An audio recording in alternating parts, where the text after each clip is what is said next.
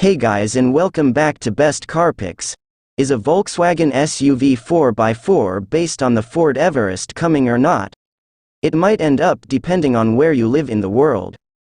Asking VW to clear up the confusion seems to be no help, as we've had conflicting answers to the state of play for a wagon version of the Amarok dual cab ute. As recently as late last year, Volkswagen Commercial Product Manager Peter Sulk suggested at the second-generation Amarok's global launch in South Africa that an Everest-based VW SUV might see the light of day, but only as an electric vehicle, raising the hopes of buyers wishing for a bit of German style to go for a 4x4.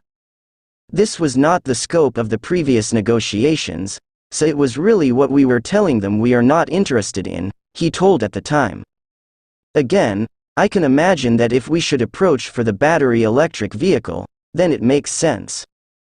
However, at the Amarok launch last month, VW Commercial Vehicles Director, Ryan Davies, seemed pretty adamant that there are no plans for such a model, despite his desire to see one.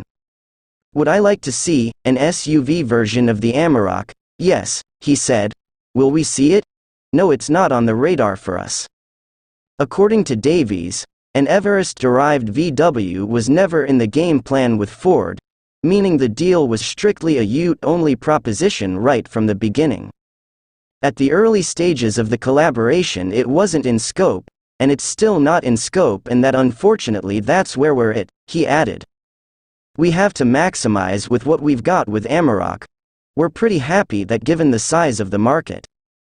However, while this is disappointing news for VW buyers wanting a tough off-road capable 7-seater SUV, it might not be so bad for our European listeners, as it could be available on some other part of the world. In other words, with Europe's increasingly stringent emissions regulations forcing the wholesale adoption of electrification over the next few years, it is possible that an electric version of the Everest may be under development in partnership with VW, to serve markets with a carbon tax. This would be more out of necessity than anything else, because right now, every T6.2 vehicle, be it a Ranger, Everest or Amarok, are powered by comparatively thirsty diesel or petrol engines built by Ford.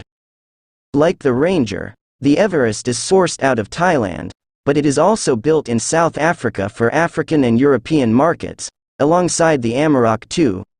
It seems that, given the Everest and Amarok 2 are made at the same facility, adding an SUV version of the latter wouldn't be too difficult. Hope you enjoyed the video. Do subscribe for more such interesting content. Thank you for watching my video.